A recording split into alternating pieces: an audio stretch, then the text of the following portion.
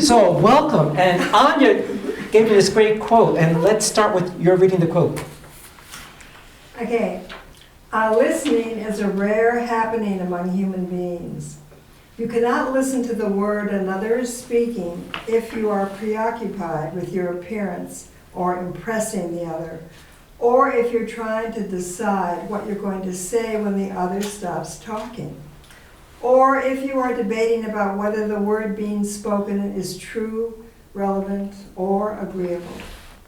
Such matters may have their place, but only after listening to the word as the word is being uttered. Listening, in other words, is a primitive act of love.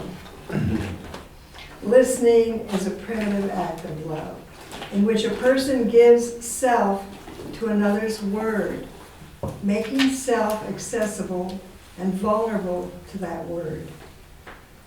William Stringfellow, count it all joy. Thank you. Thank you.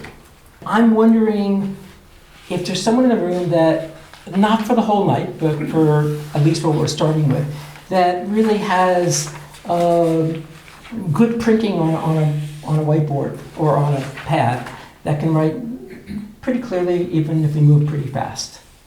Anybody feeling that's them? I'll do it. Sure. Lots of pens here. No. Come on up, yeah. Yeah. Thanks, sweetie. Thank you. So, if there were any ground rule, then it's that there's really no right or wrong answers. We're just all sharing our own truth in the moment. And my guess is that will change throughout the night.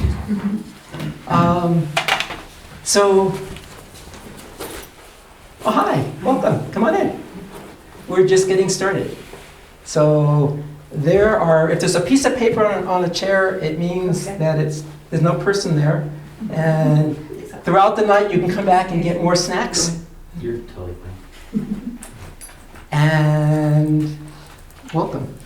Thank you. And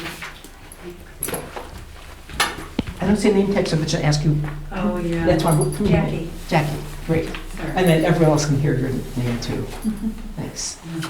So when we did this exercise at the orientation, some of us were together there in the guided imagery. I'd asked about do's and don'ts of listening.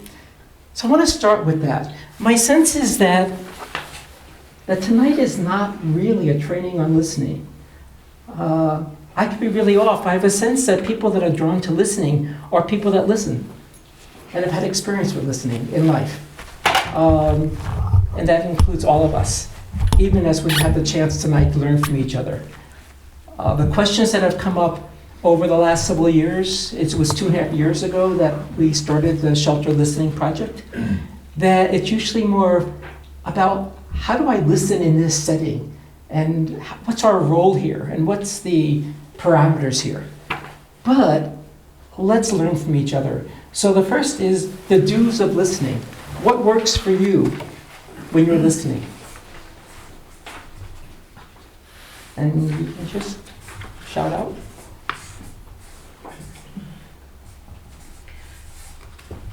Sometimes for me, if I close my eyes, I can hear. Now, sometimes you want to actually give someone eye contact and that stuff. But sometimes closing my eyes, I find that I hear clearer or something. Yeah. So eye contact's important, but ear contact is also important. Exactly. You Okay. kind of close your eyes. I mean, there are times when you can do Yeah. that. So, yes. Jackie? Sitting on the same level as the person, so you can really look into their eyes and Yes. get to take away that, Yeah. that. Yeah. It makes a big difference. Yeah. Yeah.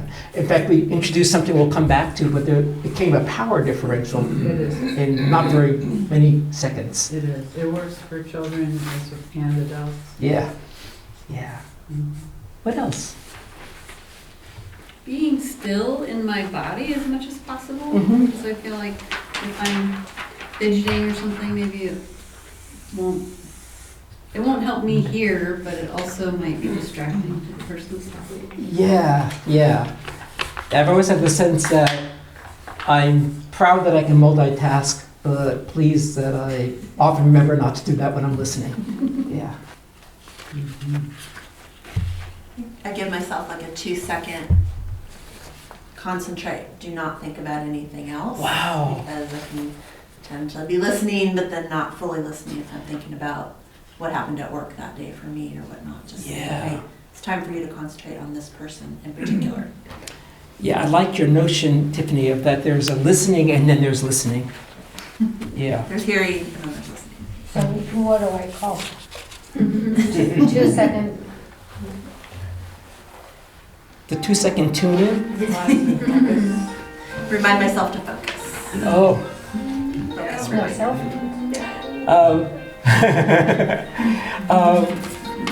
Remind self to focus. I like that. I like the fact also, oh, hi Dory. Dory, any seat that has an agenda on it means that there's no person. And it's one of those 3 seats are for you. I have a choice. Welcome, Dory. We're just getting started. We're just doing a brainstorm at this part. It's just the do's of listening. And when you get settled, anytime you like snacks, help yourself. Anya. So becoming aware of my breathing and aligning my breath with the person I'm observing. Yes. Listening. Yes.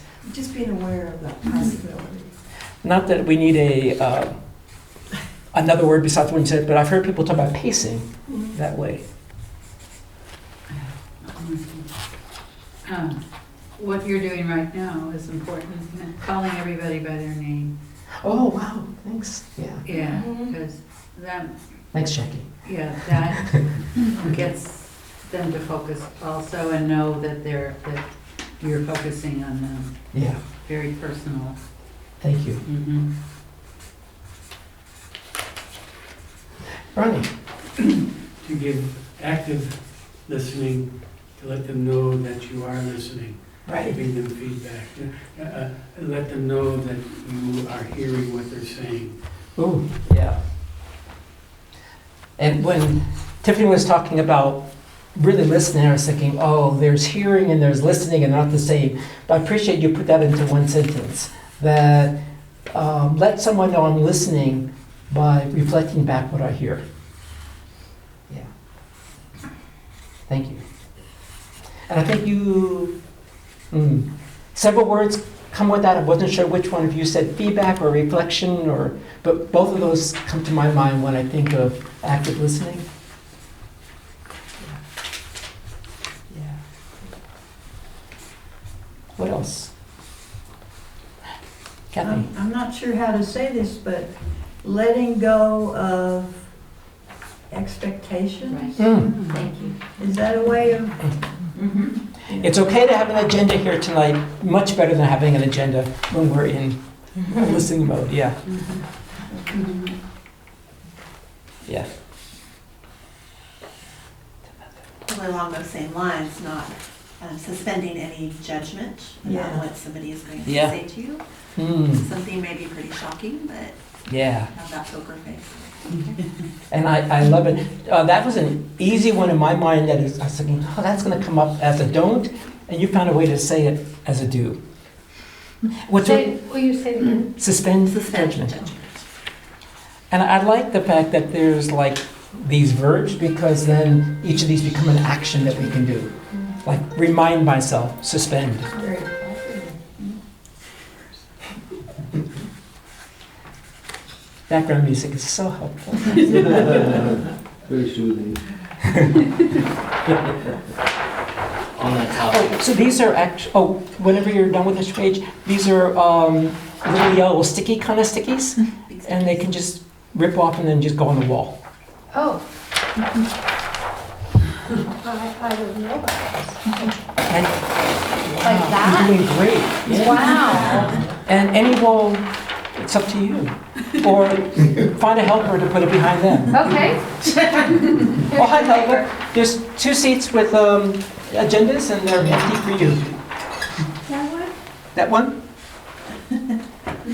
Actually, what is first, so be careful. Yeah, did I miss writing something? Okay. Heather, whenever you're ready, help yourself to snacks, and we're just in kind of moving towards the end of a do list, the do's of listening, before we get to don'ts. Okay. So we were at suspending judgment, and what came to my mind about that is that I think that there's more than one way to be judgmental. I mean, hello, we were submitted it. So one is with words, but it could also be tone, and it could also be gesture. So I actually could be using, I could be using what I would consider a non-judgmental word, but it could come across judgmentally. And when I was thinking that through, I was thinking of this training with someone whose workshop is called Taking the War Out of Your Words. It's a really good workshop. But she had us stand in front of the mirror with Scotch tape on our eyebrows. I grew up thinking that there's only two tonalities of sentences in the English language: the boring flat one or statement, and the one at the end is a question. And according to her, like, that's not really what we do. And sometimes I really emphasize a word. I don't know. This is just trying to be judgmental, and I'm looking at you, Helga, so I'm going to use you as an example.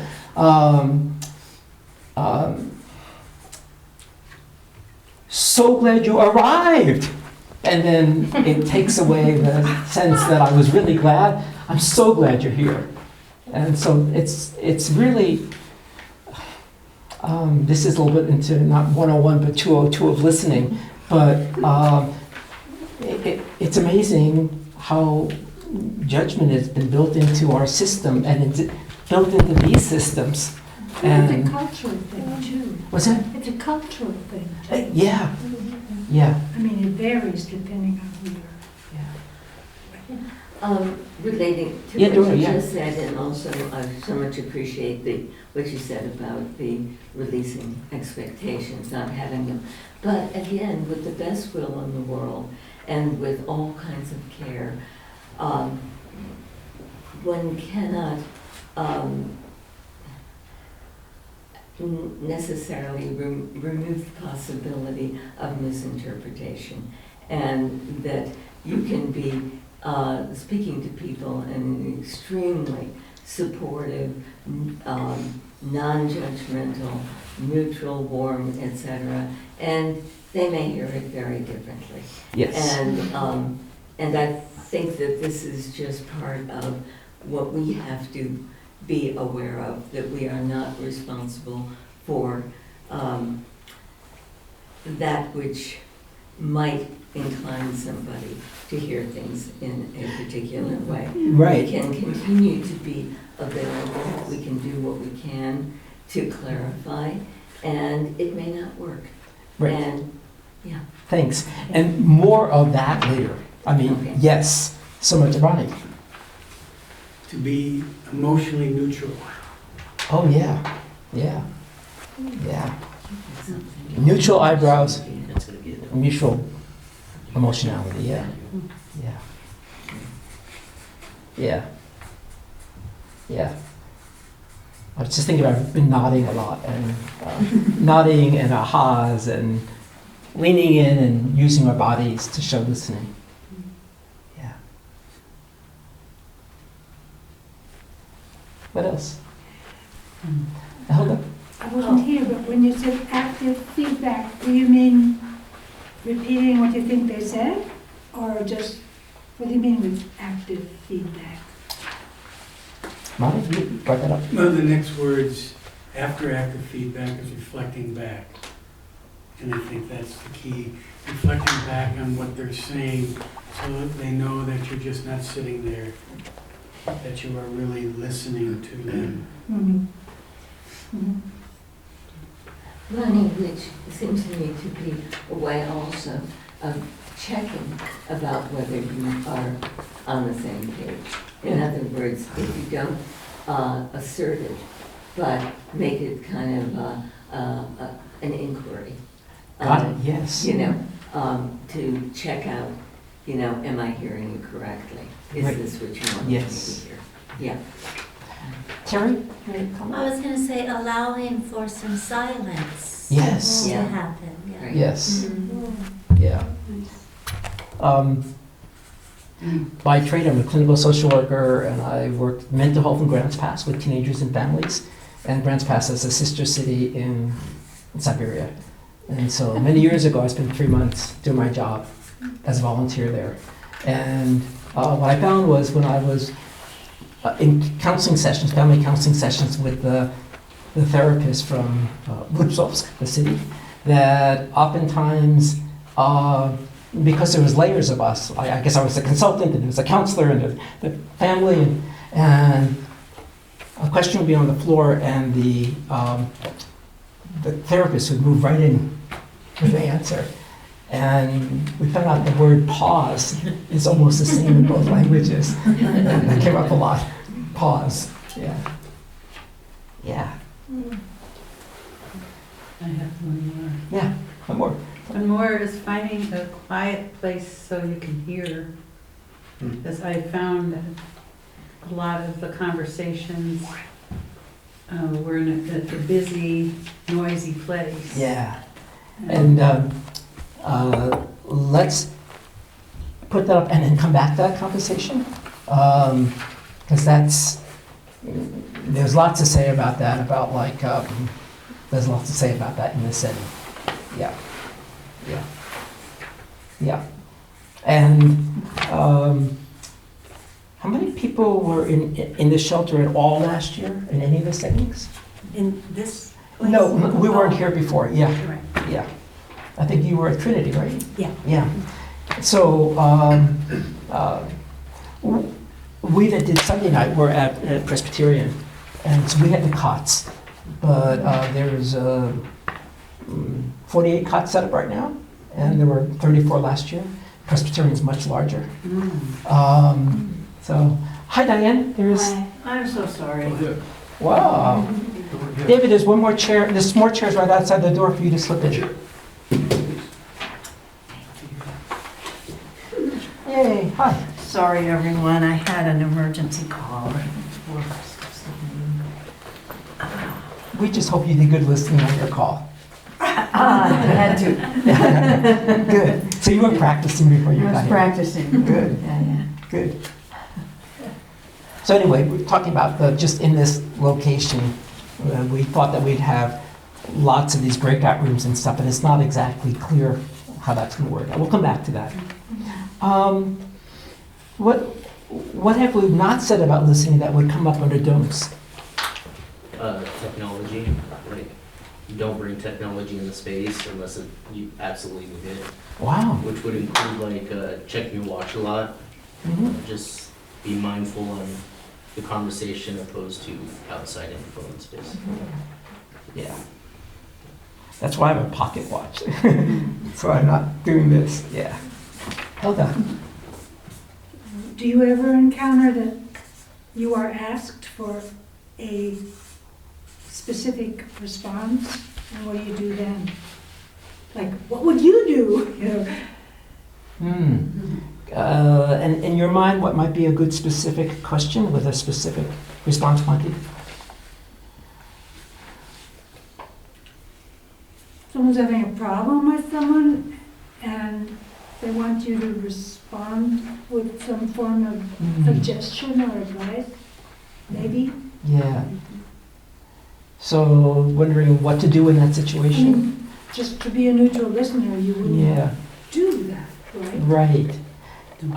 What comes to mind, and it's one of 17 or 18 different answers that might come out, is to ask, what have you done in similar situations? And as much as possible, ask, help the person access their own resources as one idea. Yeah.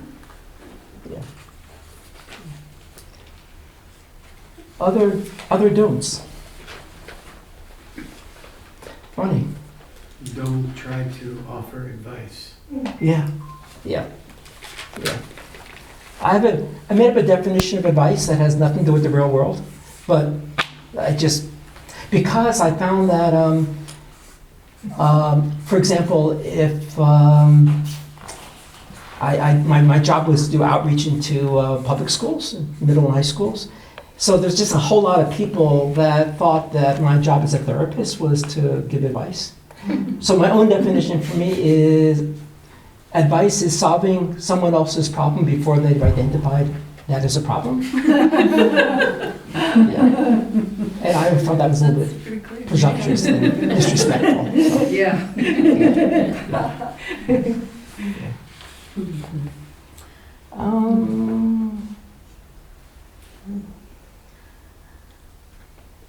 Anything I was else? thinking of just a related thing to what have you done in the past? What kinds of things have you been thinking about? Well, let's, talk together about what possibilities you might be thinking about. Yeah. Yeah. Thank you. Or don't maybe avoid making it about you.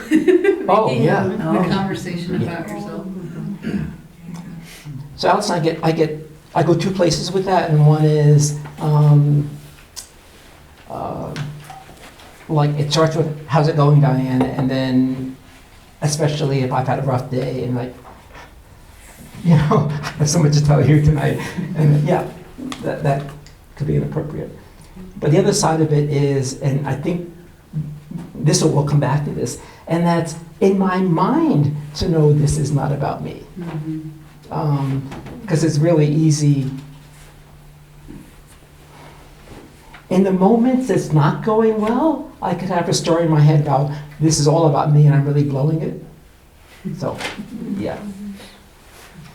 I just want to give you my first night at shelter listening, blowing it story was that we were in Pioneer Hall then, which is L-shaped. So I was on the other part of the L, and there was one person I knew from other contact in the community. I was over talking with her and the people nearby.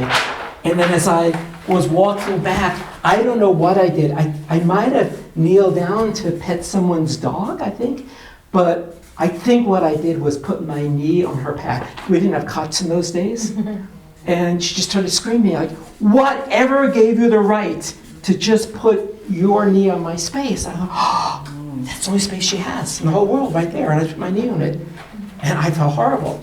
So horrible that I thought, there's a back door and I can leave now. And I never have to come back. And listening's not a good idea. And it wasn't until weeks later that I found out from some shelter hosts that know everyone really well to say, I know exactly what you're talking about. But it was so easy to try to, it was really hard to not make it part of a story about me. Yeah. Helga. What about touch? What about touch? Avoid it, Yes. Yeah. even if you're crying. My response to crying, my response to crying is yes, even if someone's crying. And we'll talk more about this, but we're talking about people that have been traumatized and abused. But my response often is that tears are often a way to let out feelings we don't have words for. So to acknowledge the crying part, but acknowledge it in a way that I'm acknowledging it in my words.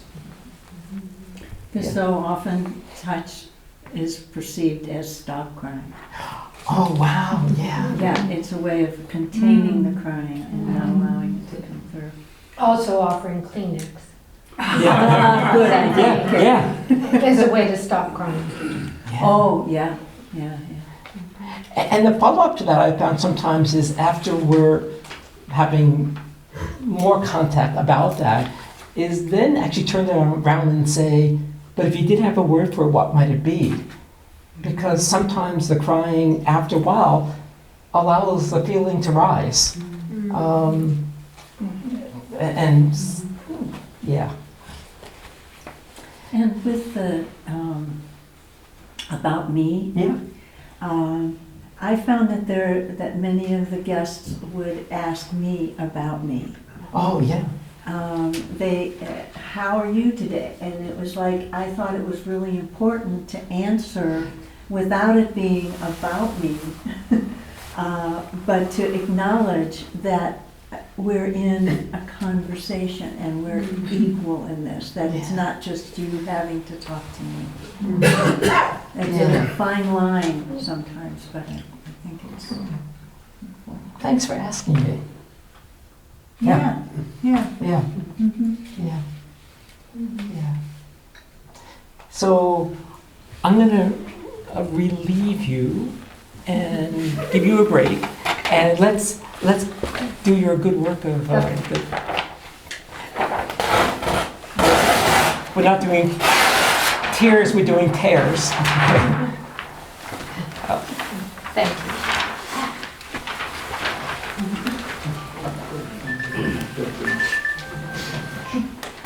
So I want to talk about a specific mode of listening that has roots in this town. It's called compassionate listening, and just do it briefly.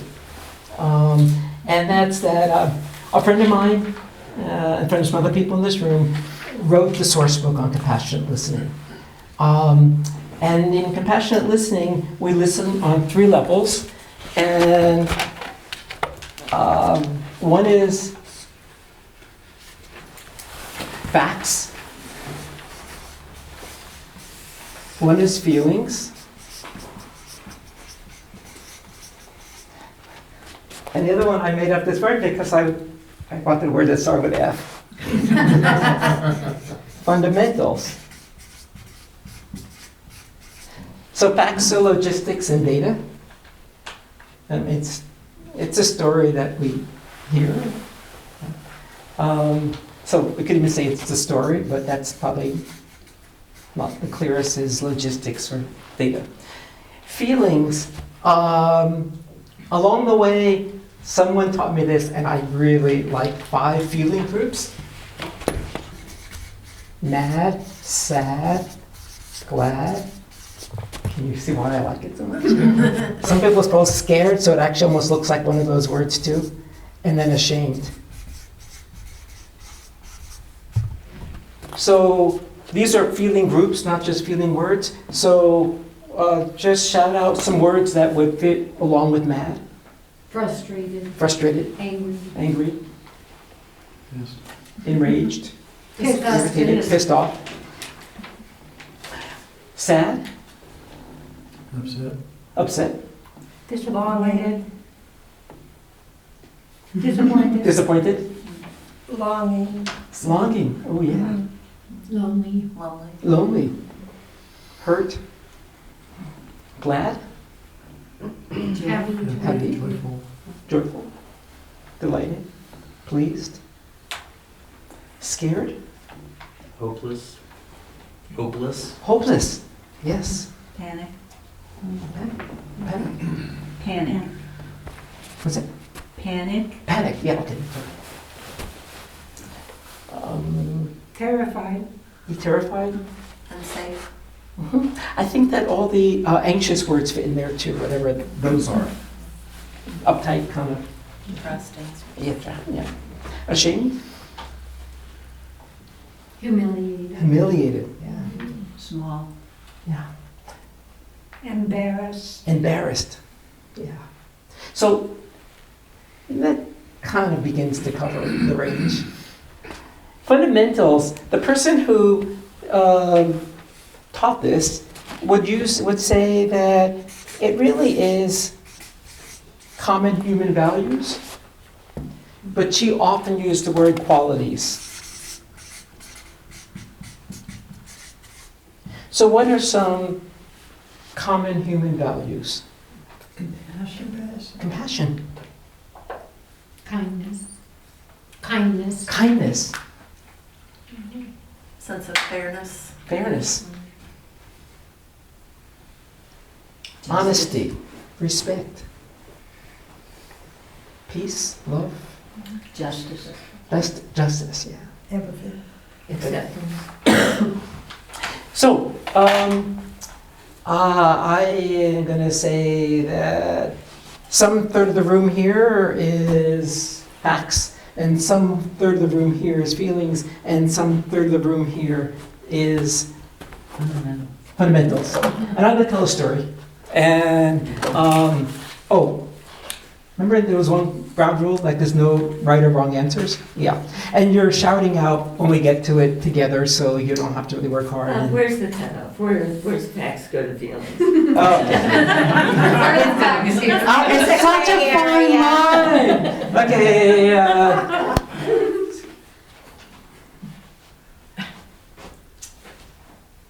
facts. Okay. Feelings. Fundamentals. True story. A couple of months ago, I went to hike in the Grand Tetons, and the most exciting thing that happened for me in the Tetons was actually in the city of Jackson Hole. And I went to visit the only vertical hydroponic garden in the world that some people might have seen when I saw it in a movie at the Independent Film Festival called Hearts of Glass. And that's where I went. So this is a a building downtown that on 1/10 of an acre they grow as much produce as 10 acres. It's all hydroponically, which means no soil, only water, and the water has nutrients in it. So I was delighted because it was so, because there's no other one in the world. Well, they see themselves as a prototype, so they're hoping they're not the only one in the world. But I was just really amazed by this other factor, and that's in small kind of destination cities, there's not a lot of employment for anybody, and the employment goes up and down because of that. So there's especially not a lot of employment for people who are otherly abled. So of 33 employees right now, 19 of them are disabled. And mostly they are developmentally disabled or intellectually disabled, which is the newer word for being mentally retarded. And what was so amazing to me, and that really filled my heart with joy, was that on the tour, there were actually some of the clients were there telling us about the project. And then some other people in the room that like, oh, that person there was kind of coaching them, and it wasn't even clear to me. So there was such a sense of equality in this program that there wasn't a clear distinction as I was in the building of who was staff and who were clients. They were all people that worked together to grow plants and sell plants. And there was an openness about that as well, a real transparency. There's a little store there you could actually buy. It's many types of salad greens, many types of tomatoes, and microgreens. And so when we go in the store at the end of the tour, they say, well, this person's only been running the store for the last 3 days. Not because it's a big turnover, it's because this person is a client, but is also the clerk. So, end of story. What are some of the, well, thanks. What are some of the facts? You went to Jackson. Yes, exactly. And you visited the hydroponic. Yes. And you were inspired by a film you saw. Yes. Your main goal was to go hiking, but you found this other adventure in Yes. Jacksonville. And the workers were disabled. Yes. Mm-hmm. But everyone was equal. Yes. See? Right. There were some feelings that came out, or that you sensed. Joy. How different. Different, yeah. Delighted. Excited. Excited. Mm-hmm. What were some of the fundamentals, values, or qualities? Equality. equality, inclusivity, respect. Altruistic, sustainable, Yeah. love. So, Agency, yes, pardon agency. me? Agency, yes. Everyone has Yeah. agency. So, the reason why this is added in compassionate listening is that all of these things are important, but if I hear you, as Ronnie was saying, and I just reflect back what you are telling me, that's helpful. It's another level of listening if what I'm hearing reflect back to those feelings. And to carry forward that there's no right or wrong response if we're listening, is that my sense is that I definitely have guessed feelings wrong. And usually someone says, no, I'm really not sad about that. I'm really pretty pissed off. Or the other way around. And so then the conversation goes where they are. And the qualities are, it might come out because some specific words were said, but it might just be that what I'm hearing is a basic value, and they're usually universal values, and so it's actually a bridge, as well as a reflection and validation. Ronnie? So what I'm hearing you say is when we're doing the reflecting back to them, these are some of the things we want to reflect back to them. Yeah. That's what you're saying? Yes, yes. Yes. So I'm going to move us along and bring Katie back for another brainstorm. And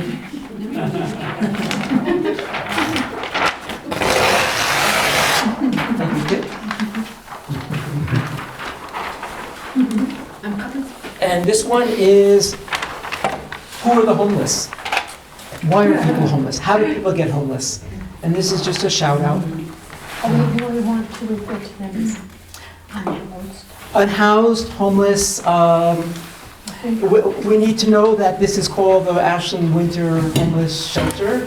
And yes, I often prefer the word unhoused. I think it's kind of like mentally retarded with this. Yeah, yeah, Yeah. yeah. It's a changing, Yeah. it's a changed word. Yeah. In my understanding. Yeah, I like that, yeah. There's definitely some baggage with the word homeless. Ideas? Bad luck. Bad luck? Uh-huh. Yeah. What else? Illness. Illness. Illness, uh-huh. Trauma, Mental health issues. mental health issues. Decision to live differently from society. So some people I that, know it's unlike. yeah, that live alternative lifestyles. Yeah. Uh-huh. Addiction. Addiction. Addiction,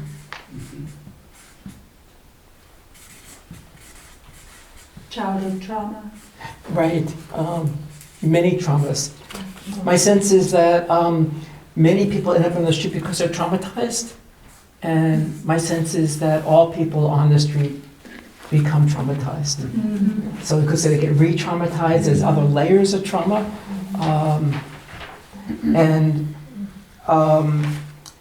Not that men don't get traumatized in the street, but I think in this culture that has varying levels of respect depending on someone's gender, it's in many ways more additionally traumatizing for women.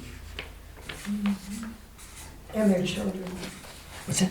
And their children. And their children, yes. Change in circumstances. Yeah. Transitions, yeah.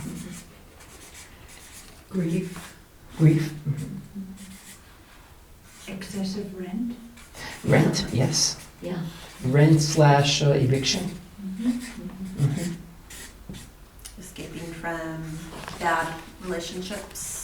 Yes. Okay, I need to transition here. Yeah, yeah. Hang on. Hopefully it's a good transition. Yeah. And what was the last one? Escaping from bad relationships. Oh, okay. Can that be flight, essentially? Because there's many things you can be escaping and flight from. Yeah, yeah.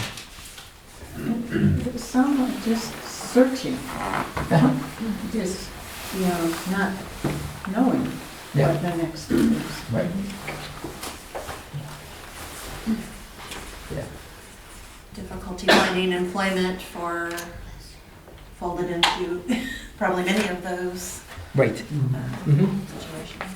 There's also, we're coming in a time period in which people who have children while they're homeless, the children are raised homeless also.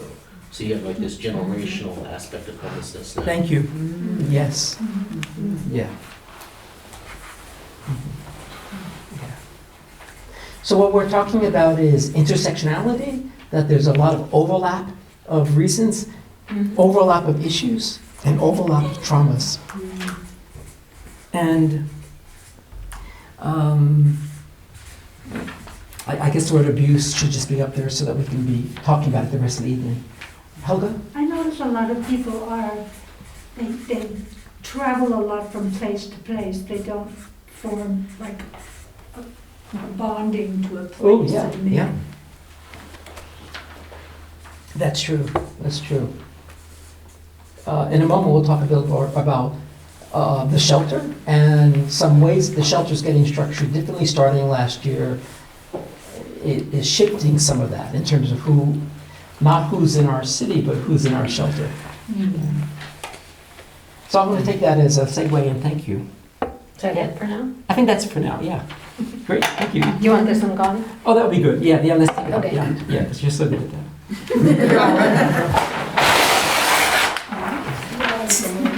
Everybody gets a switch.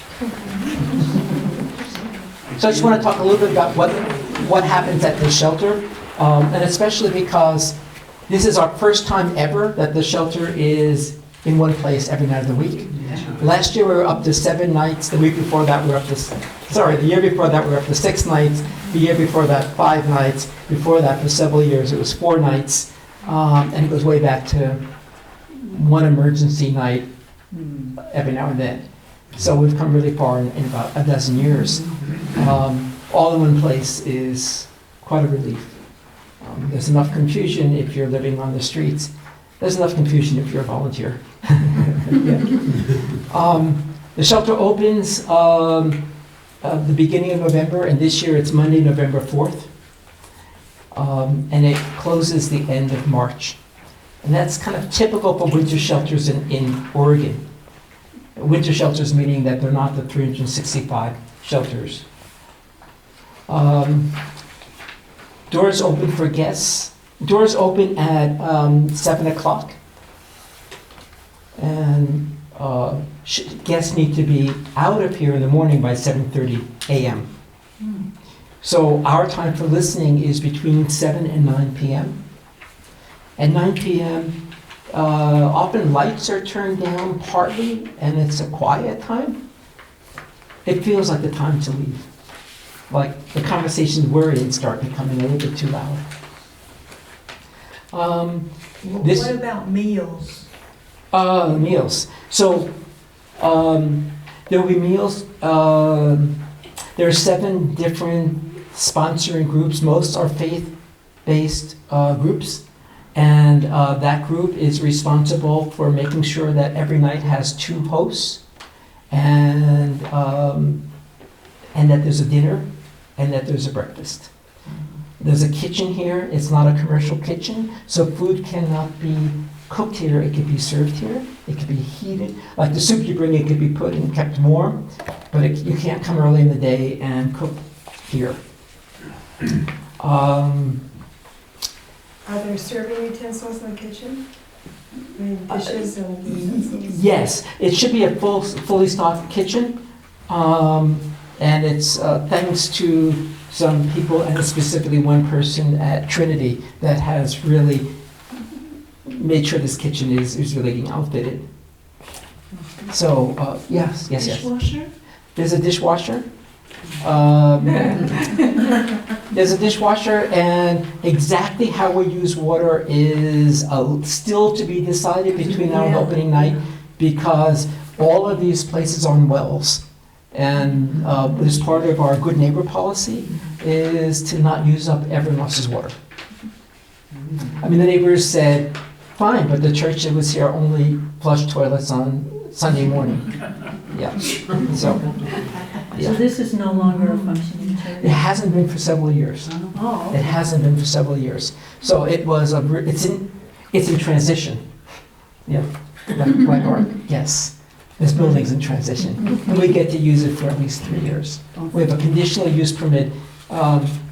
This building is in the county, not the city. That makes sense? yeah.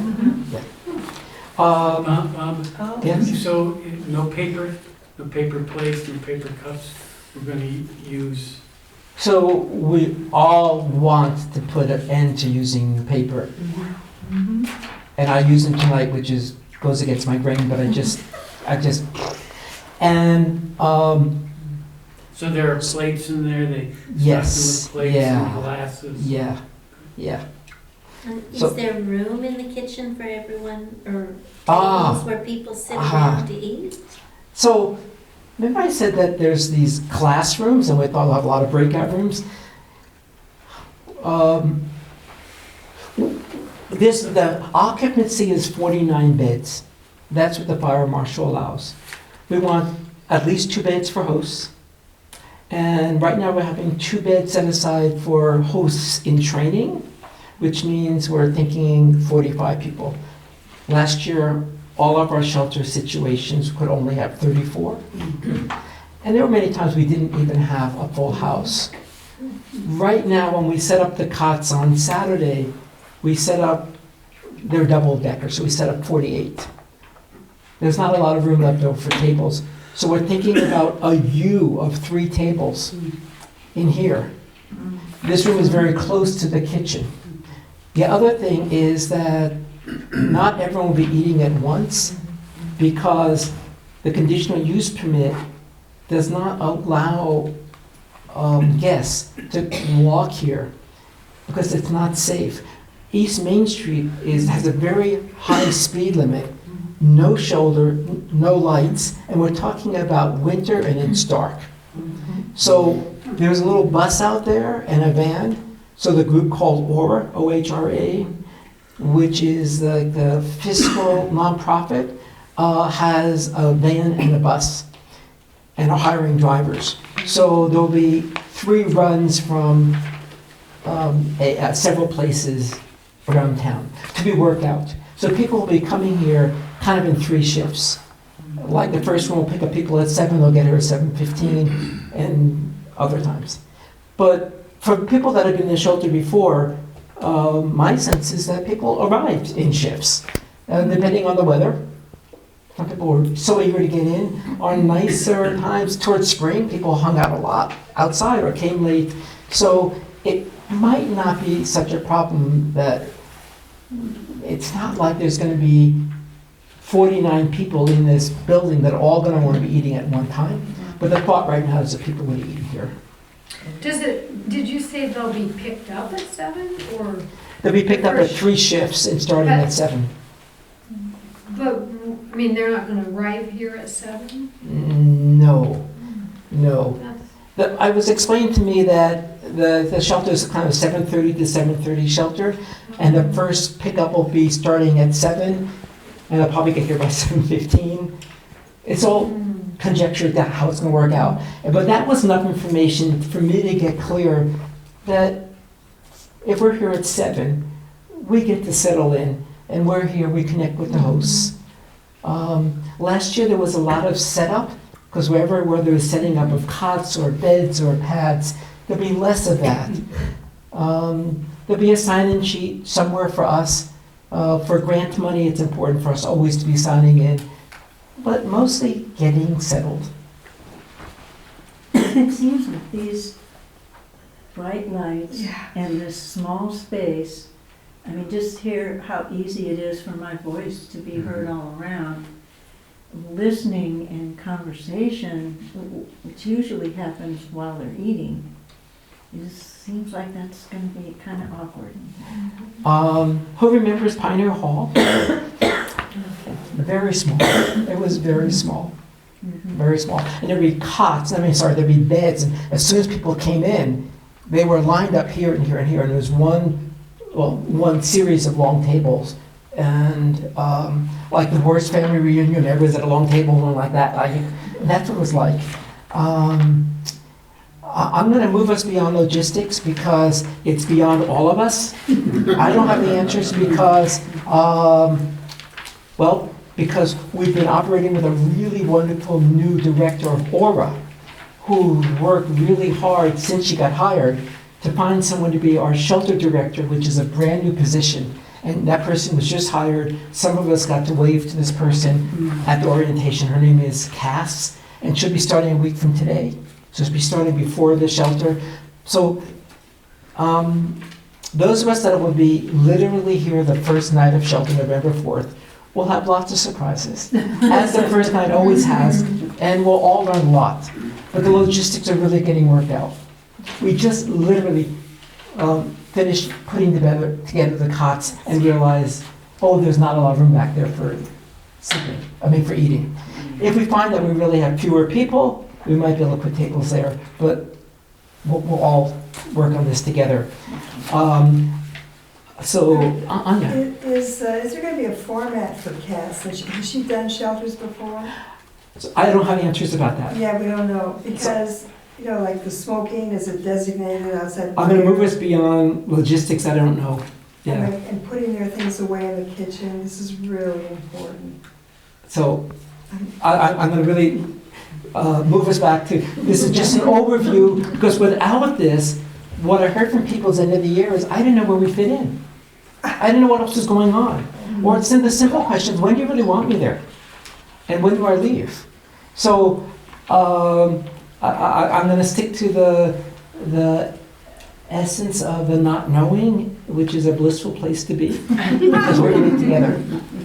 But knowing that there's people working on that while we're working on listening.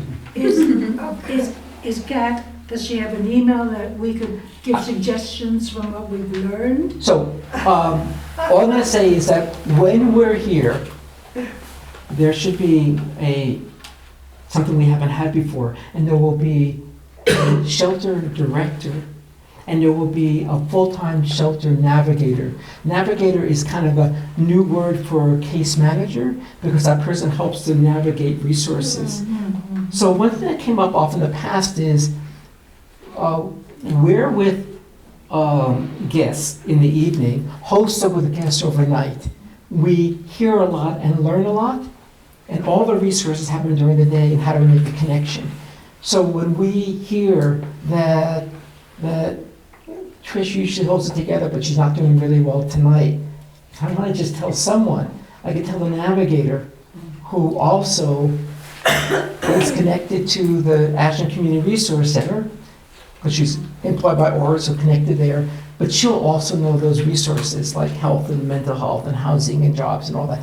And there's also another full-time navigator that's newly been hired on that will be full-time at the resource center besides the navigators that have been there. So we'll have more resources to help the guests, so they'll have more resources. Bob, in addition to this overview meeting, as the date moves closer to the opening and more information is available, how may this be disseminated to the listeners? There'll be a woman named Cass that should be around in the evenings, But I mean, and she'll know the answers. But she only starts a week from now, so I'm really not just sure. saying, are you or others sending emails with information as plans develop, as routines and plans are formed? Are we going to, because we're getting an overview, of course, we are going to leave feeling a little at sea and a little not knowing, and that is the way it's going to be until things get rolling. But there will be more now. I'll be happy to send November 4th. An email if clearly information comes my way without a promise. Things have really changed in ups and down ways almost every day over the last 2 or 3 weeks. But all for the better. And I think that we're not going to be alone this year. Really, we're not. We're going to have resources for us that will be helping our guests have layers of resources. There's something called coordinated entry. I always forget that word, and I always say our guests get vetted. That doesn't sound like a nice word. Basically, to get in, well, it started last year, but again this year, and it means also the guests that were there last year still need to go to the resource center. And what it means is that you are engaged in a needs assessment. And the reason for that is that then your needs get to be known, and those needs are related to obstacles to housing. And so as the navigator learns that from you, then that navigator immediately starts becoming a resource for you to help remove obstacles, because that's the navigator's job. So we get to help the navigator because we'll be hearing some of those obstacles. Do you happen to know whether every spot has been filled already? Because some people have asked me whether they could still fly Pardon me? and get into the... How many? Yeah, is it full? It's not full. There's a number that's pretty close to, I think the last number was 40. Mm-hmm. What we know last year is that if you're homeless, if you're unhoused, that it's very possible to go over and meet with John at the Resource Center and have a needs assessment. And then one is you might have also checked with 3 other shelters in the area, like maybe in Medford and maybe somewhere else, and you get into there. Or things change in your life and you're just not in Ashland anymore. Or you lost your cell phone because your backpack got stolen. So the fact that there's a certain number doesn't mean that number shows up. There's always room for more. Yeah. Did you say there's going to be a navigator every night here? Yes, yes. My understanding is the navigator yet to be hired is the one that will be working full-time here. The navigator that I met for the first time at the orientation 10 days ago, and maybe she got introduced, her name is Lisa, will be full-time at the Resource Center. Yeah. I'd like to move us to brainstorm. So, before you come, I got lots of information, so I could have an agenda running to say, let's move us along. Are people okay knowing that they can just get up and use the bathroom or get food and not take a everybody break? That's good. Okay. And Bob, I just want to say I have to leave fairly soon, so I didn't want that to be another disruptive. And one reason that we have a video is that everyone then that either couldn't make it tonight or can't stay, Wallace also needs to leave a few minutes early to catch a bus. That this will be online, and that I'll let you know when Eric lets me know that it's available. Okay, please come up. So the question now is, what's the role of the listening? What's the role of the listener in the shelter? Let's shout out.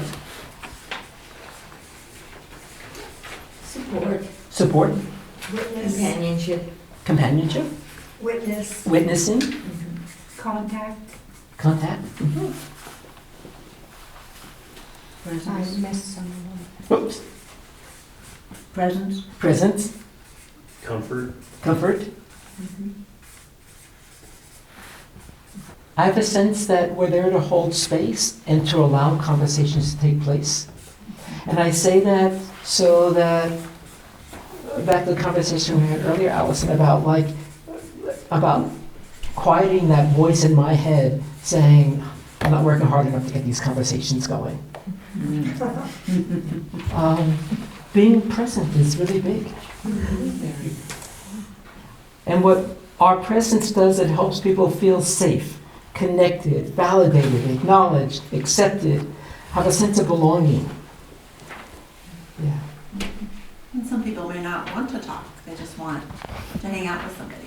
Yes, They're not at that place. yes, And that's okay. yes. We talked about the Or they silence. don't want to contact, really. You know, they were just like. We have to build the trust. There's one person that, if you've been in the shelter before, you might recognize, so this time I'm not going to use any names, but we have a little dance because that person has more than one mood. Well, I can say more than one gear. And so I'll just walk up to that person and look, and I'll either get, I don't know, maybe for the whole night, and maybe for 5 minutes, or, and then just, that person has a lot to tell me. And that's worked well. And it reminds me that since that person taught me that, I could use that with other people. Are you typically one-on-one conversations, or are you having maybe 3 or 4 people are talking? Both? Both, okay. Typically, we're either sitting where people are eating or socializing around tables, or a little bit different than when the mat's on the floor with a little bit less space there, and then there's a power differential of like where you are. People have cots. At least last year the room was larger and every cot had a chair near it for whatever reason. So those are the two places. So sometimes maybe near a cot, there could still be a cot and a cot mate and us. Oftentimes it was 2 of us together, like Anya and I, maybe we were together, and we were in a conversation with a guest. All the above. Yeah, good question.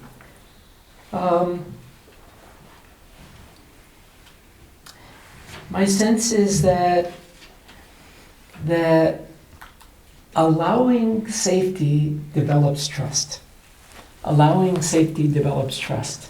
And so just being there over time, we get to know the guests better, they get to know us better, and the conversations deepen and the trust richens. Is that a word? Enrichens. Yeah, I think that what you just said is extremely important, that being there repeatedly over time does create trust, some stability for people who don't have much in their lives. Yes. And some sense of some things that you can count on, remember. We may have to release expectations, but of course there are going to be some developed in relation to us and part of the guests. And sometimes we can meet those and sometimes not. Yes. Thanks for the reminder that we're talking about people for many reasons that they are unhoused, but a common denominator, as we talked about, is some amount of trauma often, just from the experience, if not before. And so trust is a big, or distrust is a big factor. So just being there and planting seeds of trust is important. Yeah. Thank you, Katie. I have a question. Yes, question, Jackie. One of the things I felt last year was when I couldn't make it, I was letting people down. Oh. And do you want to talk about that? What our obligation is and what that looks like for other people, maybe? You know. Say a little bit more. Well, if I'm going to go there and talk with people, are they going to be become dependent on that, on me being there every week? You know? Oh, what a good question. What are thoughts of people that... Jackie, I think that's what I meant by that our guests will develop expectations which we may or may not be able to meet. And I think, you know, that these are the realities. You can't be there necessarily every week. I just And wanted to talk with others about that guilt feeling mm, and what do we do with that? sometimes, I guess, as in many other situations, if you do know you're not going to be present for a week or two, I mean, I've often said to people, you know, I can't come for a couple of weeks, but I will be back, I'll see you again. Yeah. Because there's probably a good deal of abandonment going on here. Yeah. I mean, you know, Yeah. in spades, so. So just your awareness of the impact it's having is really big. It's really big. And so that changes who we are as listeners, just our own awareness.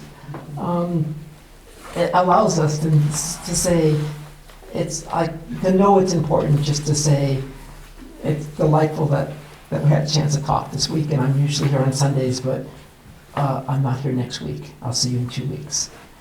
One of the things this brings up is that at the end of the last 2 seasons, those of us that are listening have gotten together to talk, and one thing that we found was this kind of magical feeling of like, you know, we've been listening to the same people.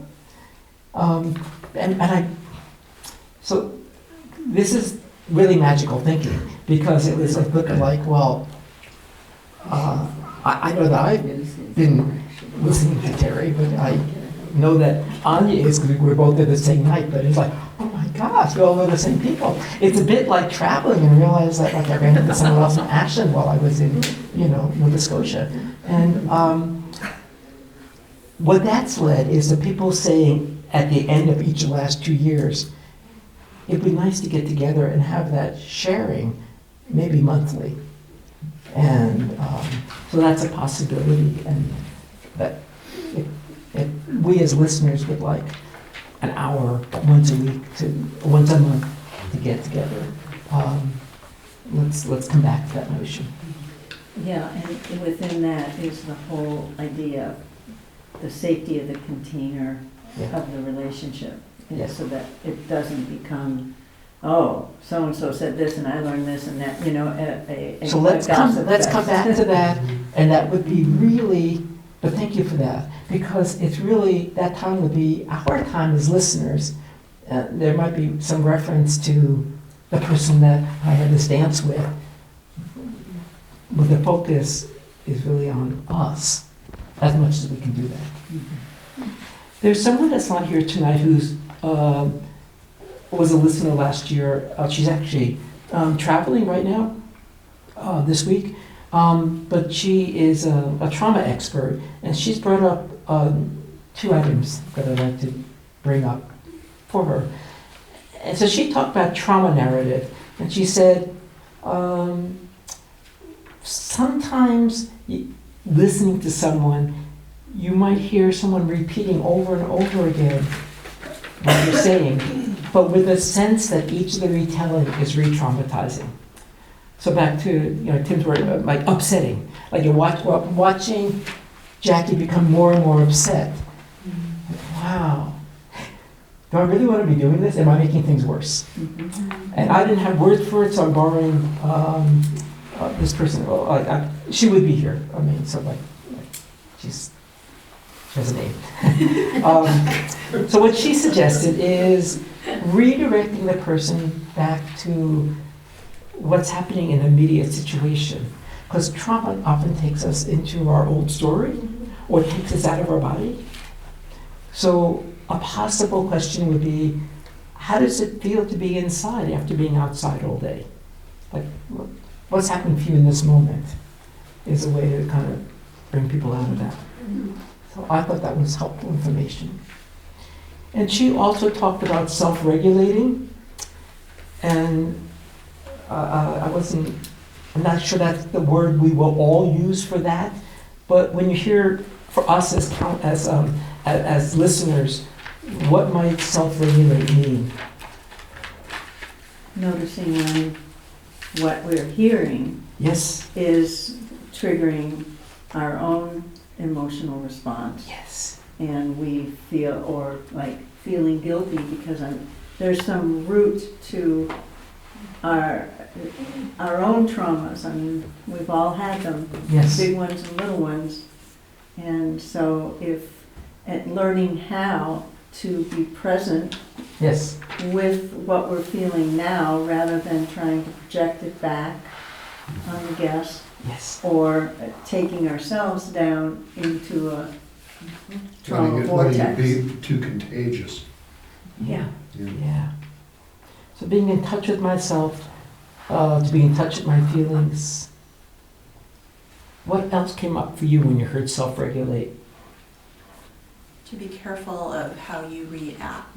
Yeah. Like if I'm listening to an abusive situation, Yes. getting the, I need justice, we gotta do something about this right now. Yes. You know, to kind of fire them up, and then, okay, you're gonna refer to these resources, I'm just here to Yes. listen to the story Yes. right now. Don't One take thing it. that- Go on. One thing that I've been aware of, well, quite a while ago, is instead of identifying with the story sometimes, I would identify with the essence Yes. of the person Mhm. and bring it more into a soul quality rather than a personality. And they feel it. Yeah. If I'm aware of it, they can feel it. So it's seeing the bigger part of somebody Yes. and acknowledging it without even saying anything. And Yes. it What I- changes. What I hear, oh, well, what you were gonna say?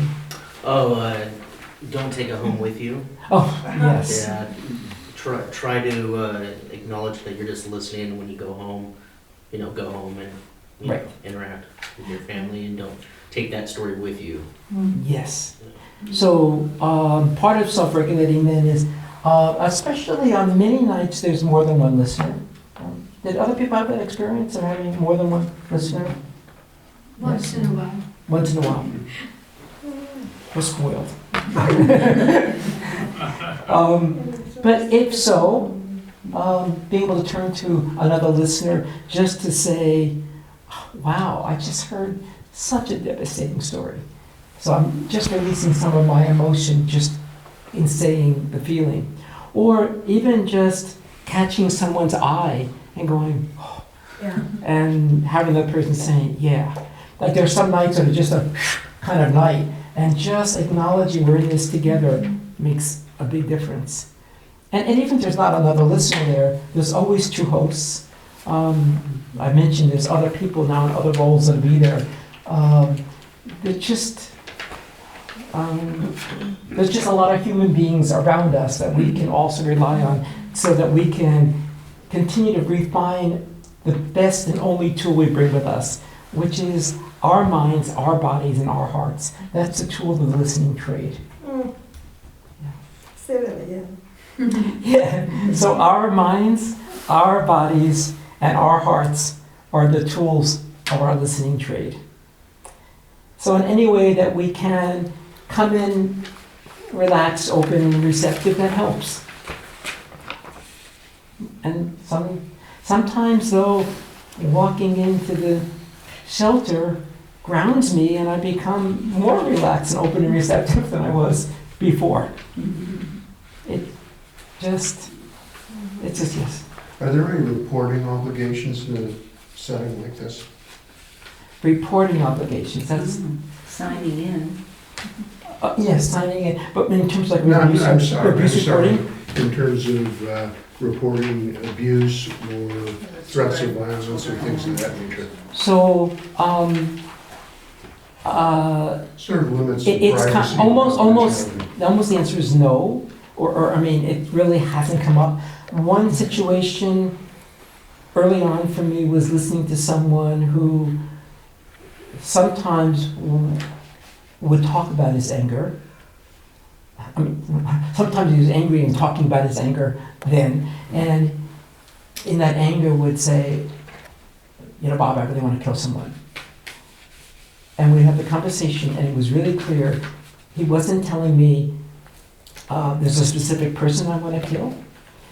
There isn't any sense of his having any weapons or any means of hurting someone. I know that he really has no financial resources to buy those means, even though there's other ways of getting it. So I had a real clear sense that I had nothing to report to the police, and I had nothing to report to another person. But you were assessing that. But I was assessing that, Yeah, so that's yeah. what the And- question does. There was someone else that wasn't there that night that's another listener, and I know that we've each spent time with this person, sometimes together. And so I sent her an email that night, just feeling like, I'd say there's zero chance this person hurting anybody. And my being with him I never felt ever endangered or felt like anyone else was. And I sent her an email and said, this is what this person told me. And she goes, yeah, he told me that too. If someone ever talked to me about suicide, one of my questions always, in fact, for a lot of things, is kind of like, I'm kind of wondering, who else have you told? I just love that question. It makes a big difference to me, whatever it is. It goes back to like relieving some of the weight on my shoulders. Well, you know, I kind of talked to like everyone on the street, but I was kind of wondering about what you thought, or something like that. I've never told anyone else. That's nice, it makes me feel special. Sometimes not nice, it makes me feel burdened, but it's good to know. So that kind of question. Even with that person that night asking who else have you spoken to about this, he probably would have told me that person by name that I emailed, because the three of us spent a lot of conversations together. But thanks for asking, that's really good. But if they suggest suicide, what do you do about that? If someone suggests suicide, I have a lot to say. I have a lot to say here. It's a bit of 202 instead of 101, so I don't want to, in this moment, flee with so much information that you leak on, I wonder what he said about that. One of my first questions really is, not my first question, I'm sorry, an important one is what I just said, who else knows?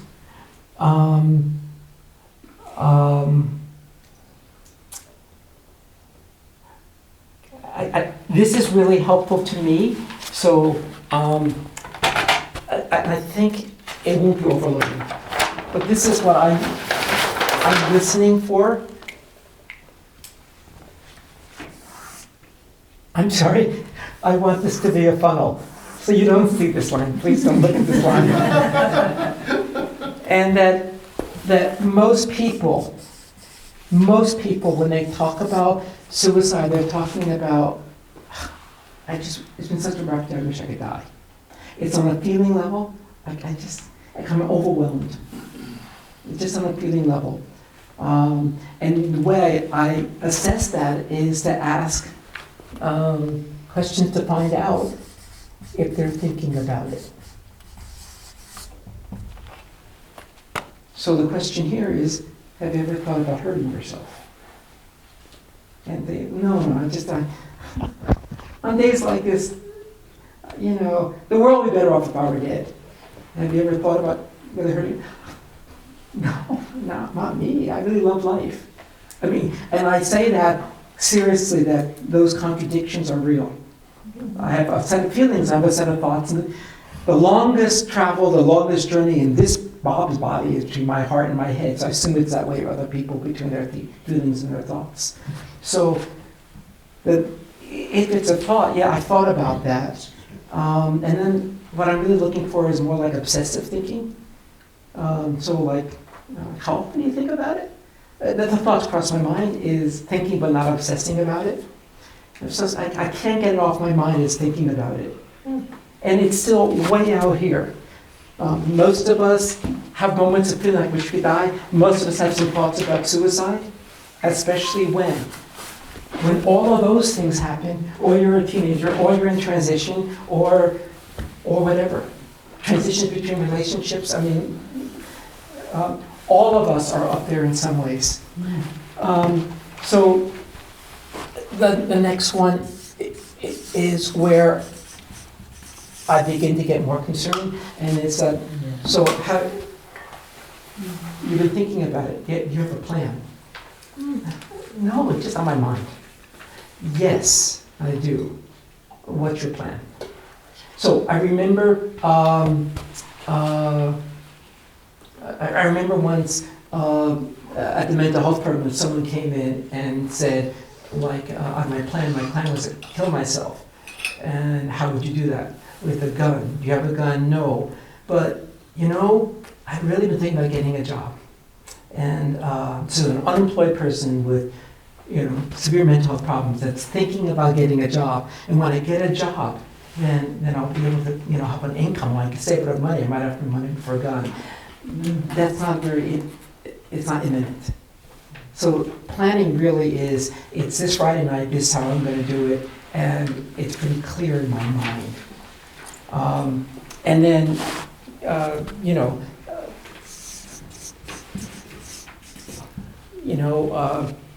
have you ever tried this before? If someone has a history of suicide, it makes it more rich. If they have a history of suicide, but they're really up here, they're still up here. But here, if someone told me, I actually attempted last night, that's an action.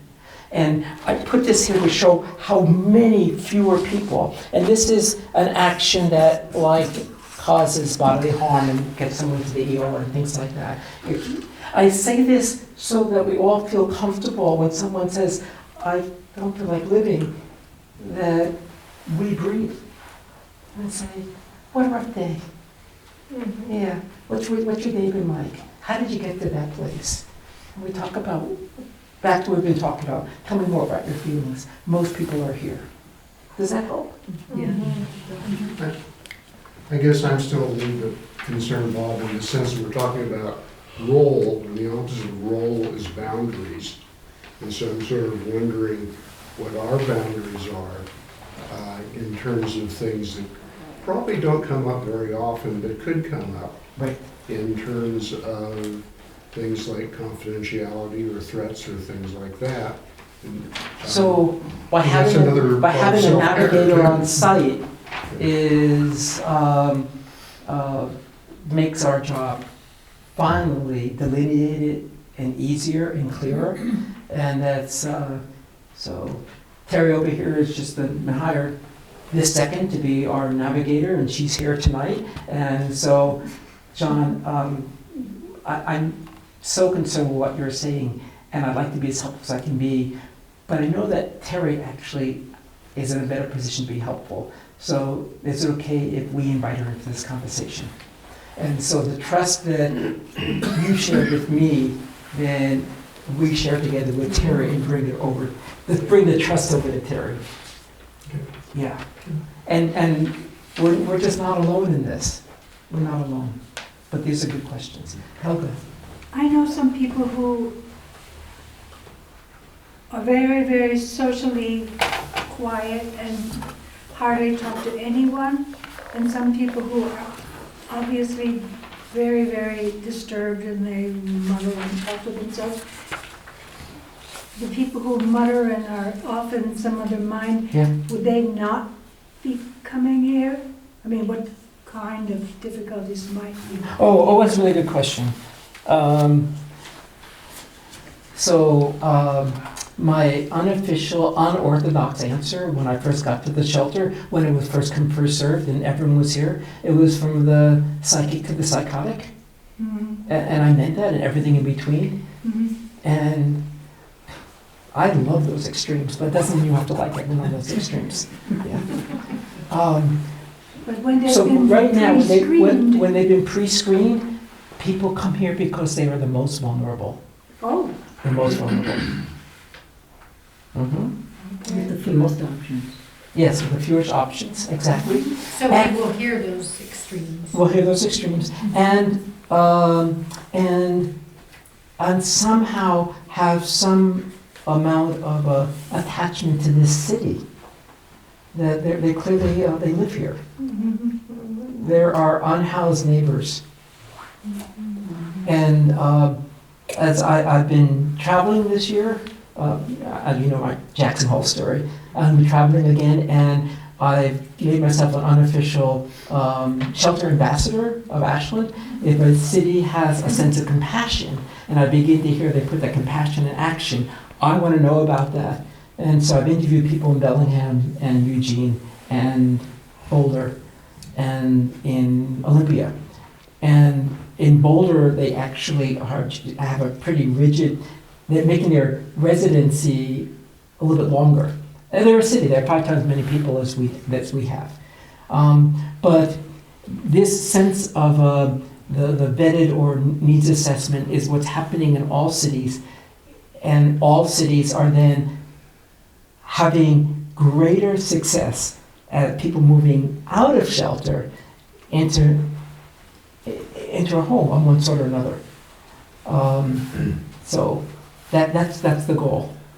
I've actually started speaking about, can we call this something other than a shelter? Can we call this the first step of permanent affordable housing? And the response was, when we get up to 365 days of the year, and then people would have a permanent shelter, and then, because you have a bed until you're sheltered, until you're housed, unless you choose to not be here, either through your behavior or people just often don't come every night. And so it's good. I'm going to move us along. So most of us, many of us, some of us, just say, I'm Bob. How's your day going? I personally don't think of myself as being in a role that much. So I have a story about that. Okay, it's the same story as the person who was once angry. I've listened to this person a lot. The person was angry, and I gave that, story recently. So we talked a lot, and it was at a meal time, and actually I think it was a community meal, but we knew each other from shelter in the meal, and I think the conversation was about cigarettes in that moment, but I have no idea why we were talking about cigarettes. And the young woman sitting across from this young man is someone that was new to the town, and he had a crush on her. And I was aware of that. I think she was aware of that too. So that's not the story. The story is that she turned to him and said, "Who is he? What's he doing?" And the young man said, "It's Bob. He's a listener." If you want to know what your role is, ask a guest. They know what's going on. And she said, "Me too, I'm a listener." He got up and left, and the two of us had this long talk. So it's okay. It's okay. I think that we wore name tags, didn't we, last year? Mm-hmm. So people know my name, know my first name anyway. I mean, I'm not against people knowing my last name, but I just think that this is just who we are. I think it's least intrusive to just be present, to feel the energy, and determine who, if anyone, wants to speak. It's everything we've been talking about, using ourselves as a tool. Speaking of tools, Yeah. I remember last winter, I brought a deck of cards, and I'm just bringing that up for your reaction. And I think I brought my dulcimer once. So how that fits into listening? How does that fit into what we're talking about? This is Kathy. I'm going to tell you a story about Kathy right in front of her. She's a musician, and she brings instruments. You want to change the whole night? Just have a guitar there. Or whatever instrument you bring on that night. Yeah. Just amazing.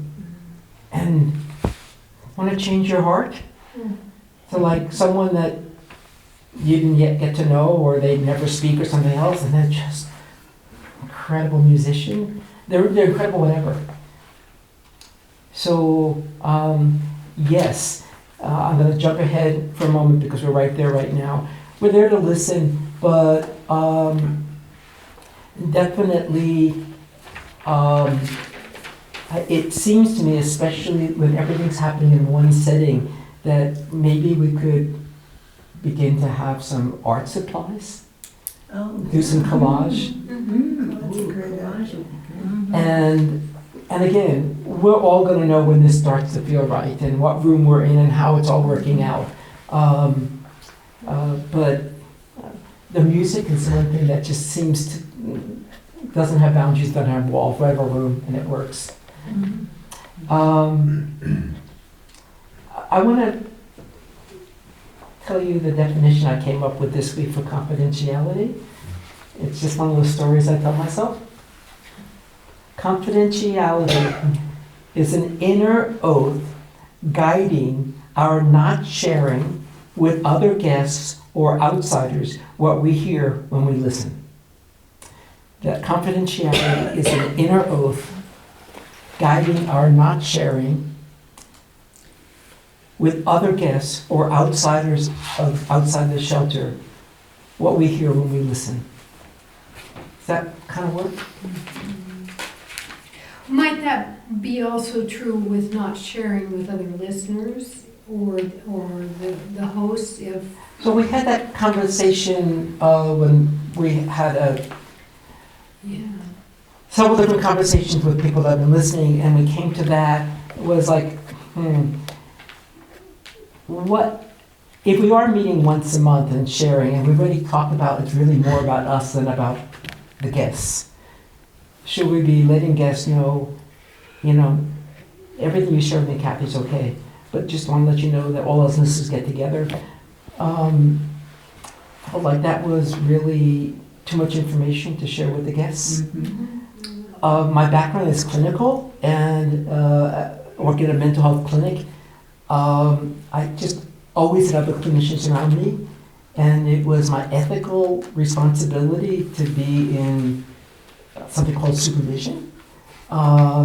So sharing my process so that I get better at doing this was an ethical standard I needed to meet. And in that process, I might need to be sharing with you a bit about the client, in this case, the guest. But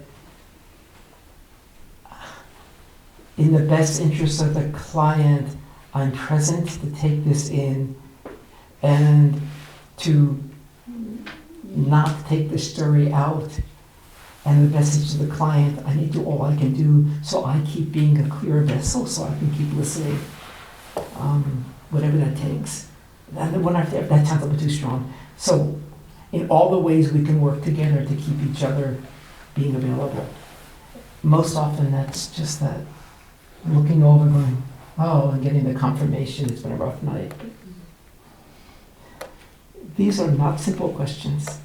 They're not simple answers. And if we do get together once a month, then we can refine this. I think we're kind of unique in having, other shelters might not have this. We just created this here, but there was a meeting among shelter people around the state. Well, actually, there were 5 meetings around the state that some state organization, some part of Oregon government sent a team of people to 5 different places, and we went to Roseburg, so we were all the 7 or 8 southwest counties. And when I mentioned that we do shelter listening, they'd not heard about that before.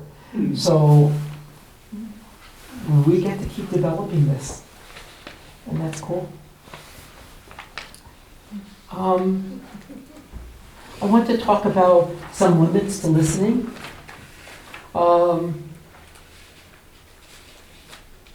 I think we've already talked about the fact that we've alluded to this. Our job is not to fix the guests or their lives, but to see them as more than their frustration, and to see them more than their brokenness. That's right. To see the good in them, their gifts and talents, even the moments that they're not playing the guitar, but just knowing it's in there somewhere. And to do this even as we recognize the brokenness of the system, many systems that are all around them and all around us. That's all the contradictions we hold. And I know we can do it because we're holding those contradictions already. It's just a little bit harder when the story you heard is very emotional. And we are frustrated. But we're there to listen.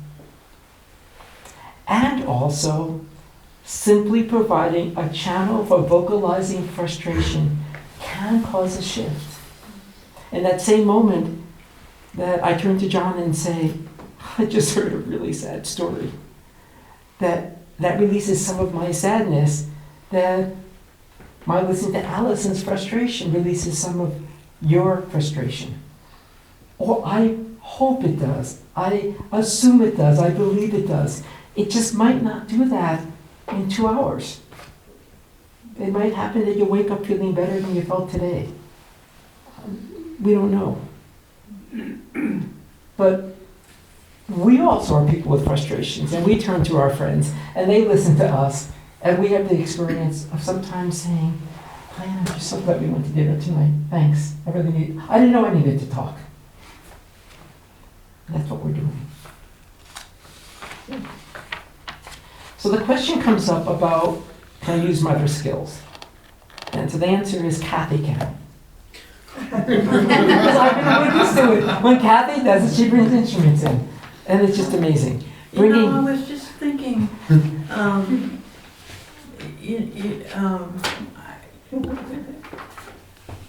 I think the skill of music and the skill of art, it's non-verbal.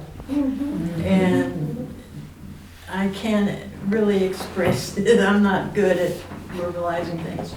But thanks, Wallace. Good to see you. It's nonverbal, and there's a lot that happens when we share. And I just want to say that if I can help in any way, or maybe we could get a fund for getting art supplies here. And and I even thought of, wow, what if we just had a guitar hanging around, Right, yeah. A guitar that lived here, that people could just pick up and play. Remember, Pioneer Hall had a piano that would often get played. Yeah. And sometimes very well, too. Yes. And the guitar that showed up with the musician who was extraordinary. He could hardly talk, but he could play. He could play, yeah. He was amazing, yeah. So let's wait to see the logistics about, if there's money for such things, or move beyond that to what I hear is a lot of what I heard your nods. I heard your nods that this is really special to bring the nonverbal. My experience of people that do therapy for children that have been traumatized by war or natural disasters, where they become like orphaned, that they're doing play therapy, they're doing drama therapy, they're doing art therapy, they're doing music therapy. We're going to remove the word therapy, we're doing listening, but I really hear, we've talked about the silence that we do in the listening, and we're also talking about some nonverbal ways that we're helping people to verbalize, to express themselves other than through words. You don't need money. I have plenty of supplies. I have lots of supplies too. Yeah. So other good reasons for listeners to be in contact with listeners. The questions come up about people that have other expertise besides listening, that they are body workers or energy workers. And the questions come up about, is that appropriate? When we've sat as a group of people that have been listeners, what's come up has been that one is we're there to listen, that the guests are not our clients, and there's no contract to treat them. So it's slightly different than other roles we play, even though we don't turn off our expertise. What I hear in that is that my inner being, that's my tool, is already sensing what else this person could use. So then there was a sense of, in this setting, I said we have no contract. The contract is to be listening, like the nonverbal contract, the non-spoken contract. This part gets really iffy and gray about some people feeling, some people not feeling it would be okay to then make someone aware of, well, the question is like, what things to make people aware of resources during the day away from here that they just go and find. The question comes up about making someone aware of those resources, and I'm the provider. So two cautions come up for me that are just my cautions. And one is conflict of interest, that if I refer someone to me, especially if there's any kind of payment. But it relates to the second one, and that's a caution about dual relationships. And I'm concerned about that in any way if the guest cannot or will not express discomfort due to the real power differential that I have, or the implied power differential I have because I'm in a certain role with him. Does that make sense? So just cautions. Cautions. One other word about the power differential.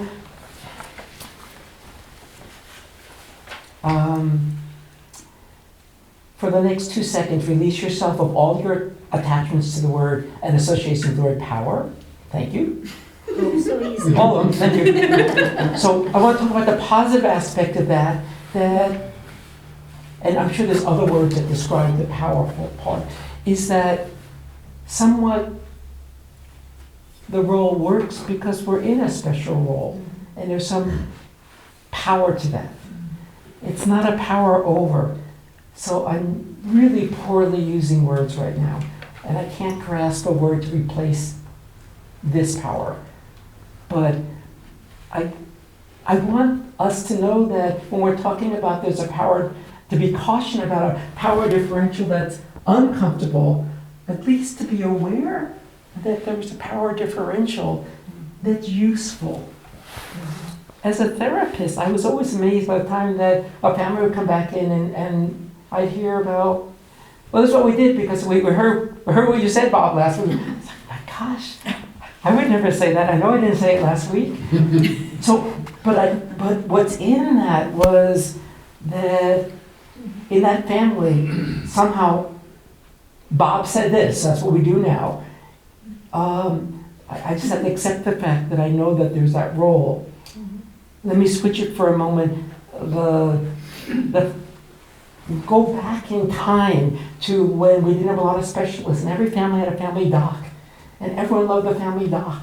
We'd call him up, and if he said, "You're going to be okay overnight," we're going to be okay.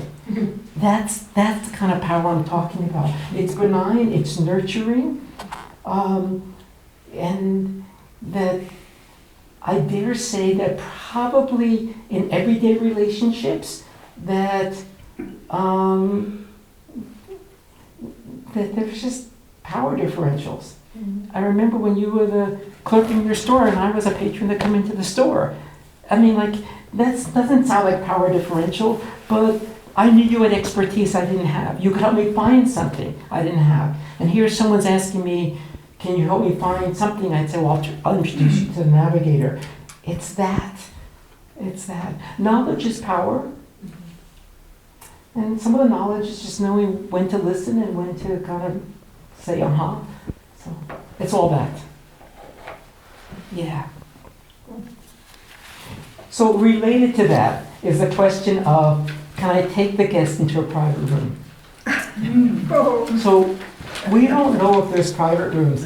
We thought there's going to be private rooms. And in this moment, one is an office. This, I think, is going to be we're eating and meeting room. I like that. One of them is going to be actually, most probably going to be storage for packs. If people can kind of come here and spend more than one night and not have to go to a different setting, then with a lot of planning to make sure that it's really an ethical system, that people will be able to, unethical, I look at that look. The look is, like, what's that mean? Is that it's easy then for someone to say, well, if everyone can just go in all the time without supervision, then if someone said, I brought my phone here and I left it near there to get charged, and now she has a phone that looks like mine, I know that kind of thing. So what I've seen in the Medford shelter is it's supervised. And if that works out, it might be a very wonderful thing. It would mean our unhoused neighbors aren't going to walk around with big packs all the time. I think that's how it's going to work. So that's a room. So these rooms are getting used up. Will there be children here? No, there will not be children here. Oh. At least going into it right now, that, and the amount of, it's easiest to find listeners and to find food providers. It's a little harder to find people that would want to do a 12-hour shift and host. So what's really clear right now is, even if for a lot of reasons, like in some of the shelters last year, if someone was really coughing all night and no one else could sleep, and they couldn't either, or someone was on oxygen, usually there was another room somewhere, and we just started talking about that a couple of days ago, and not sure where that room would be. So I don't know if there's another room, but when we talked about it, what we talked about was something else. When we talked about it in terms of the ethics of having a private space, but we've talked about the basics of that already, is that that a traumatized person could easily misinterpret words or gestures as invasive or abusive. So it's not safe for one host and one guest to be in a room together.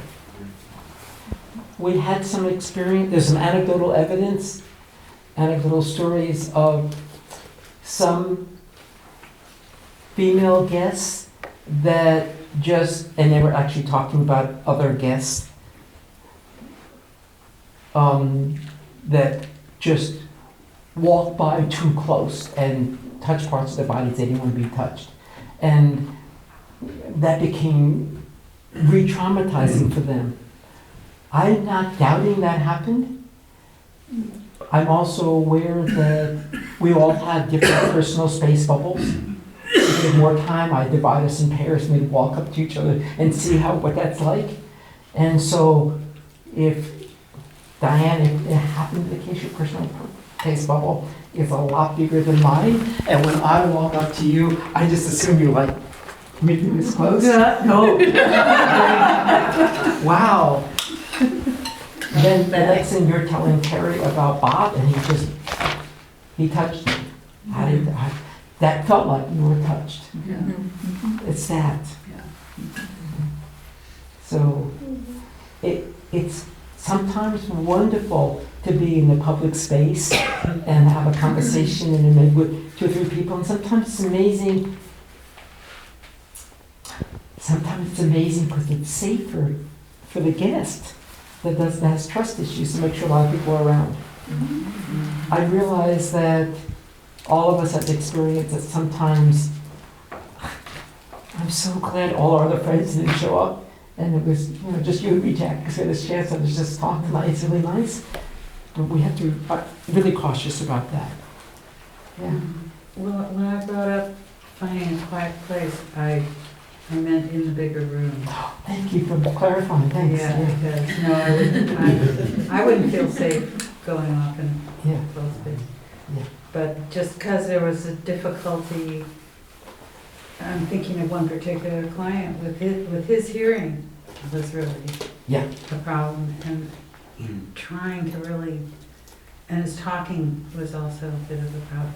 It's just trying to hear what it was happening. Yes. So maybe find a corner of the room. But no, I agree about the going into little secluded places, not good.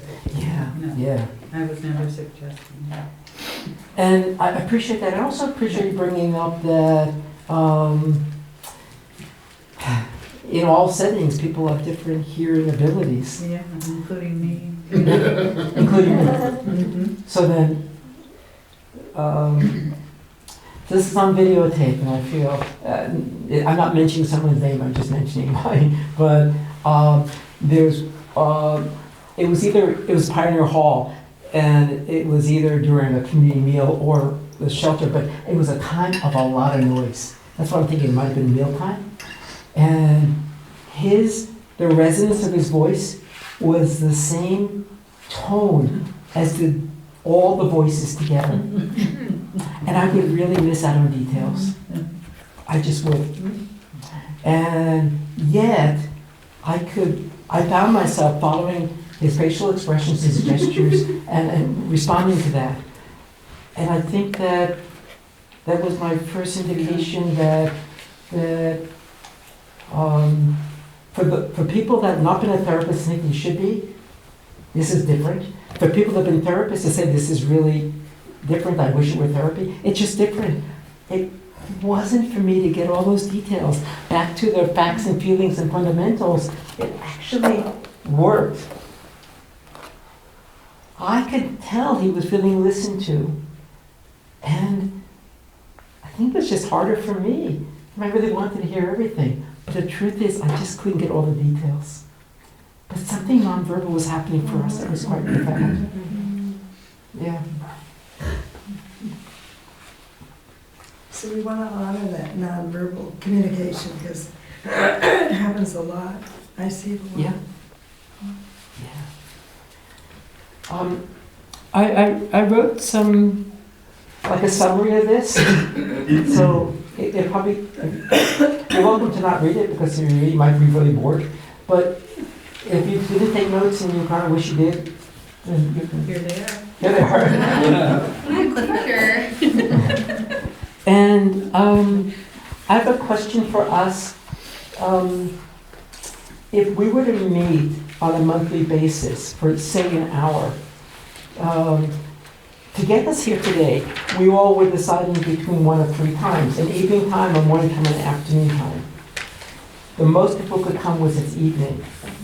But during the shelter season, we can't meet during an evening because 1 or 2 or 3 of us are going to be listening. It'll have to be afternoon or morning. The second most common time was a Saturday afternoon. Could I assume that if we were to set aside an hour once a month on a Saturday afternoon, that would be kind of about as good as we get? I mean, because it would have to I can't pull all the people that are not even listeners yet. So what do you mean by afternoon? What would be your best time? What time? Give me a good time. After Pick 2 somebody o'clock. else. After 2 o'clock. 2 to 3?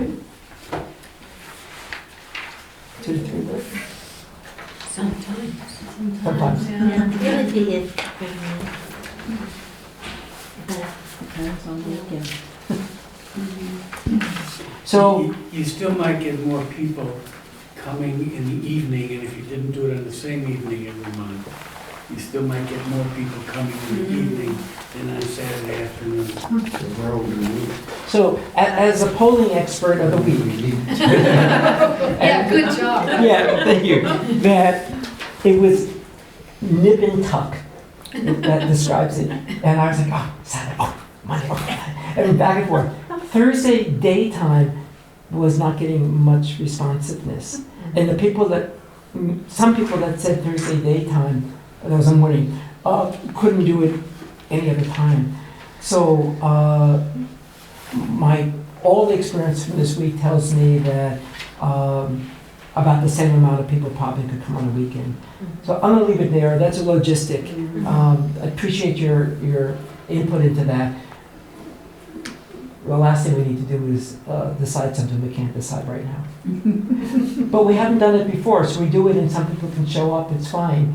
If the word goes out and say 2 to 3 this Saturday and RSVP and give some alternative times for next month, the next month we could try a different time. something like that.